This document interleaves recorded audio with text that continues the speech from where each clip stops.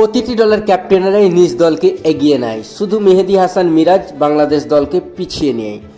Miraj captain হওয়ার পর শেষ 12টা ওয়ানডেতে 11টা ম্যাচে পরাজয় হয় আর একটা ম্যাচে জয়লাভ করে বাংলাদেশ, সেটা বাংলাদেশ ইতিহাসে প্রথম।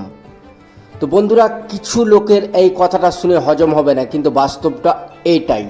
তো বন্ধুরা, মেহেদী হাসান মিরাজ আগের মতন পারফর্ম করতে পারছে না, কেননা তিনি ব্যাটিংয়ে ব্যাট করতে ব্যর্থ, বোলিংয়ে বল করতে উইকেট শিকার করতে পারছে না।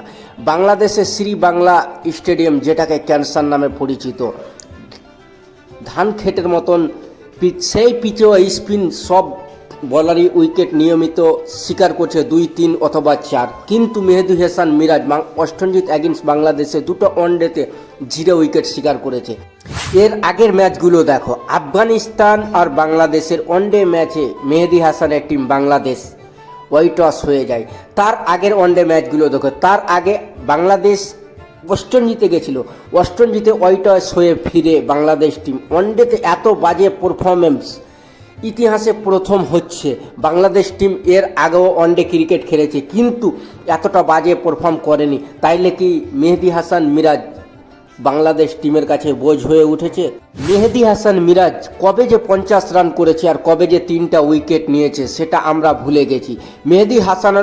মেহেদী হাসানেরও হয়তো মনে নেই, কেননা মেহেদী হাসান মিরাজ যত দিন থেকে ক্যাপ্টেনশিপ করছে ওর ব্যাট থেকে কোনো ভালো স্কোর আসেনি এবং বলেও উইকেট শিকার করতে ব্যর্থতা হচ্ছে। তো বন্ধুরা, মেহেদী হাসান মিরাজকে কি ক্যাপ্টেন্সি থেকে সরে দাঁড়ানো দরকার? এটা আমি বলছি না কি মেহেদী হাসান মিরাজকে ক্যাপ্টেন্সি থেকে সরে দাঁড়াতে হবে। বলার উদ্দেশ্য হচ্ছে এতটুকু, মেহেদী হাসান মিরাজকে প্র্যাকটিসে বেশি টাইম দিতে হবে, যেমনটা এর চেয়েও খারাপ টাইম এসছে অনেক প্লেয়ারদের। তারপরে ওরা ভালো মানের অলরাউন্ডার এবং ভালো ব্যাটে স্কোর করতে সক্ষম হয়েছে।